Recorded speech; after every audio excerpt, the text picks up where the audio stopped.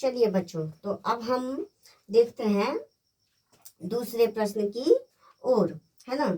दूसरे प्रश्न क्या कहता है कि दिए गए चित्र में निम्नलिखित का मान ज्ञात करें। तो दिया गया है tan थीटा और दूसरा प्रश्न जो है ना, दूसरा का दूसरा cos c। तो tan थीटा और cos c का मान कैसे निकालेंगे बच्चों? तो यहाँ पर देखते हैं क्या कि पहला जो बोल रहा है हमारा, पहला बोल रहा है tan थीटा, है ना। तो tan थीटा बोल रहा है, तो देखेंगे कि हमारा यहाँ पर थीटा कोण दिया हुआ है और थीटा के सामने वाले जो कोण हो जाते हैं वो हमारा P हो जाते हैं और नीचे वाला B हो जाते हैं और ये हमारा हाइपोटेनस हो जाता है।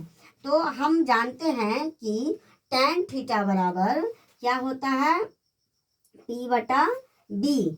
P बटा B अर्थात लंब बटा आधार, लंब बटा आधार क्या होता है बच्चों, लंब बटा आधार, है ना।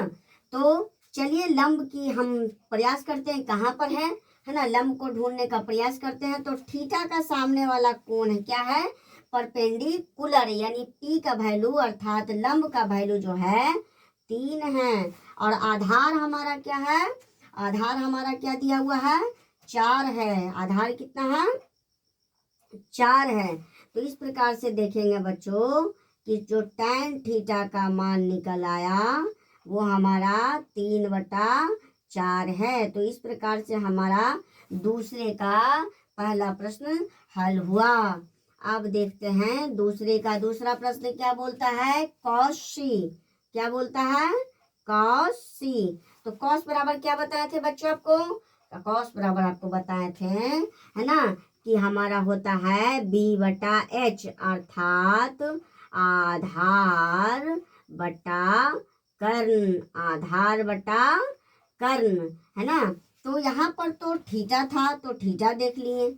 अब यहाँ पर C बोल रहा है तो C कहाँ से लाए भाई, तो C के लिए भी परेशानी नहीं होना है, यहाँ पर हमारा एंगल C उपलब्ध है ना। हम यहाँ से चाहें तो थीटा को गायब भी कर सकते हैं। तो देखते हैं कि एंगल C है और एंगल C के सामने वाले भुजा P है अर्थात परपेंडिकुलर है और नीचे वाली भुजा B है अर्थात बेस है और ऊपर वाली भुजा AC जो है हाइपोटेनस अर्थात H है। इसका मान 5 है, आधार का मान 4 है और P का मान अर्थात परपेंडिकुलर लंब का जो मान है 3 है। तो cos C का मान बोल रहा है तो cos C तो निकल गया। अब B कहाँ है, तो सामने वाली भुजा P और नीचे वाली भुजा B अर्थात B बोल रहा है तो B का वैल्यू 4 और कर्ण बोल रहा है तो कर्ण कहाँ है, ऊपर है, तो कर्ण हमारा वैल्यू कितना निकला, 5।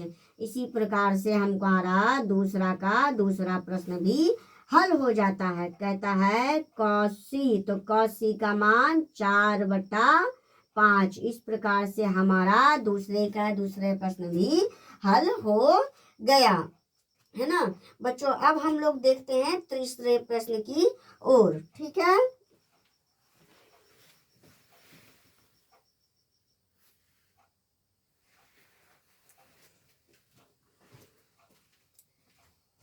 चलो बच्चों, तो प्रश्न 3 की ओर चलें।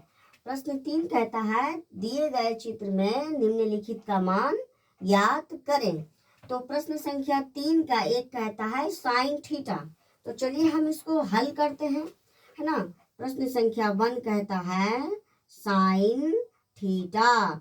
तो साइन थीटा बोलता है, तो हमने आपको बतला चुके हैं पीछे वीडियो में जो था बनाए थे उसमें हम आपको पहले ही बता चुके थे कि साइन जो है, साइन बराबर क्या होता है, P बटा H अर्थात लंब बटा कर्ण, लंब बटा कर्ण, है ना। तो देखते हैं कि हमारा जो है यहाँ पर थीटा का मान बोल रहा है, थीटा का मान बोल रहा है, तो थीटा हमारा ऊपर है और सामने वाली भुजा जो होती है P होती है और इधर वाली भुजा B है और इधर वाली भुजा H है। तो ये क्या हुआ, H तो हमारा दिया हुआ है, B भी दिया हुआ है, लेकिन पी गायब है। अब क्या करें भाई, बी तो यहाँ पर दिया हुआ है, पी भी दिया हुआ है ना, एच दिया हुआ और पी नहीं दिया हुआ, तो पी कैसे निकालेंगे, तो पी निकल जाएगा। पी निकालने के लिए हम जो है पाइथागोरस थ्योरम का प्रयोग करेंगे। एक सूत्र होता है, उन सूत्र का नाम होता है क्या, कि कर्ण का जो होता है, कर्ण का होल स्क्वायर बराबर है ना आधार का होल स्क्वायर प्लस लंब का होल स्क्वायर, है ना। तो यहाँ पर हम ये देखते हैं, ये हमारा पाइथागोरस सूत्र है ना। तो यहाँ पर देखते हैं क्या, हमारा कर्ण जो है, यहाँ पर कर्ण हमारा AC है ना, और आधार हमारा BC है ना, और लंब हमारा AB है। क्या है, AB है। अब इन सभी पर स्क्वायर देंगे, है ना, और हम इसका वैल्यू पुट करेंगे। तो AC का वैल्यू जो है 13 है और इसका होल स्क्वायर है, और BC का वैल्यू हमें पता नहीं है तो उसको हम वैसे ही छोड़ देंगे, और प्लस AB का वैल्यू जो है 12 है और इसका हम होल स्क्वायर करेंगे। हमको प्राप्त करना है BC, अर्थात हमको क्या प्राप्त करना है, BC, है ना, अर्थात हमको आधार प्राप्त करना है ना। तो आधार यानी BC जो है होल स्क्वायर हो जाएगा, इधर आगे खींचेंगे, बड़ा वाला वैल्यू को आगे रखेंगे, यानी 13 का होल स्क्वायर, और ये इधर आ जाएगा तो 12 का होल स्क्वायर, अर्थात BC का होल स्क्वायर बराबर 13 का होल स्क्वायर 169 और 12 का 144 हो जाता है। और BC का होल स्क्वायर लेंगे और 169 में से 144 जो है ना, घट जाता है, तो हमारा बचता है जाकर 25, है ना।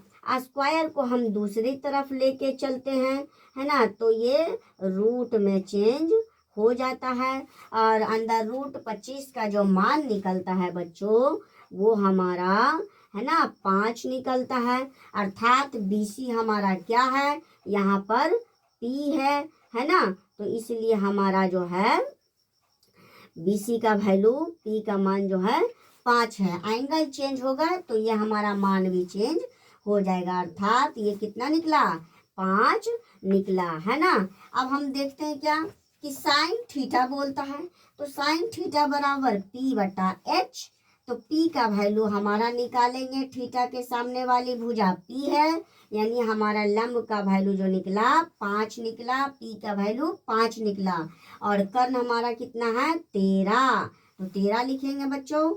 इस प्रकार से हमारा है ना साइन थीटा का जो मान निकल गया 5/13, इस प्रकार से हमारा उत्तर हो जाता है।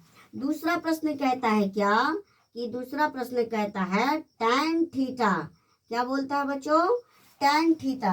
तो tan थीटा का हमें मान पता है कि tan थीटा बराबर P/B, अर्थात लंब बटा आधार, लंब बटा आधार। अब यहाँ पर थीटा बोल रहा है, क्योंकि यहाँ पर एंगल चेंज नहीं हुआ है तो हम इसको एंगल में चेंज नहीं करेंगे। थीटा बोल रहा है तो थीटा के सामने वाली भुजा P है, इधर वाली भुजा B है, और इधर वाली भुजा हमारा H हो जाता है। तो हमारा P/B बोल रहा है, यानी P एज इट इज है हमारा 5 का 5, और आधार हमारा 12। इस प्रकार से हमारा जो है tan है ना थीटा का जो वैल्यू निकल जाता है 5/12, है ना। इस प्रकार से हमारा प्रश्न जो है तीसरा का दूसरा बन जाता है। अब प्रश्न संख्या 3 में क्या कहता है, तो प्रश्न 3 की ओर चलते हैं हम। तो प्रश्न 3 की ओर कहता है क्या, कि tan A minus cot C, क्या बोलता है, cot C, है ना। तो हम पहले इन दोनों का वैल्यू प्राप्त कर लेते हैं, है ना। हम जानते हैं कि tan A जो है tan बराबर होता है P/B, अर्थात लंब बटा आधार, लंब बटा आधार, है ना। तो यहाँ पर एंगल हमारा चेंज है, यहाँ पर थीटा नहीं दिया है, अब ए दिया है। तो ए कहाँ है भाई, ऊपर है ना। तो हम इसको थीटा को मिटा देते हैं। ए की सामने वाली भुजा पी हो गई, इधर वाली भुजा बी हो गई, और इधर वाली भुजा, है ना, कितना हो गई, एच हो गई, अर्थात 13, 12 और 5 हो गया। तो पी का जो वैल्यू हमारा निकला बच्चों वो 5 निकला, है ना। और बी का वैल्यू जो निकला बच्चों वो हमारा 12 निकला। उसी प्रकार से जो है हम देखेंगे कॉट की ओर।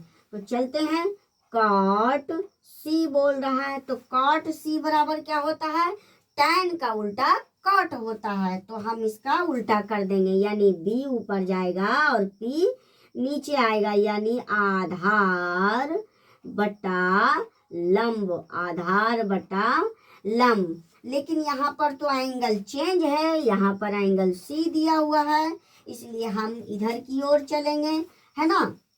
चलिए हम चलते हैं। एंगल सी के सामने वाली भुजा हमारा पी हो जाता है, इधर वाली भुजा बी हो जाता है, और इधर वाली भुजा एच है, जो एज इट इज है, चेंज नहीं होगा, है ना। तो बी की ओर चलते हैं। सी का मान देख लिए हमने, है ना। तो बी का वैल्यू हमारा कितना निकल जाता है, 5 निकल जाता है, और लंब का वैल्यू 12 निकल जाता है ना। अब हमारा प्रश्न की ओर चलते हैं वापस। तो प्रश्न कहता है क्या हमारा कि tan ए, तो tan ए का मान कितना है, 5/12, माइनस है तो माइनस देंगे। कॉट सी का वैल्यू कितना है, 5/12, है ना। देख रहे हैं कि ये हमारा निगेटिव है और ये हमारा पॉजिटिव है, तो ये दोनों कट जाएगी और इसका उत्तर हमारा क्या आ जाएगा बच्चों, 0। इसका उत्तर क्या आ जाएगा, 0। तो इस प्रकार से तीसरा प्रश्न भी हल हो जाता है ना। तो हम जो है देखेंगे बच्चों कि यहाँ पर जो है हमने तीसरा का जो प्रश्न था, है ना, तीनों प्रश्न को हल करके इस वीडियो में दिखा चुके हैं, है ना। आगे के प्रश्न को हम, है ना, अगले वीडियो में हल करेंगे। यहाँ तक हम यहीं रुकते हैं, है ना बच्चों। फिर अगले वीडियो में हम देखेंगे, है ना। जय हिंद।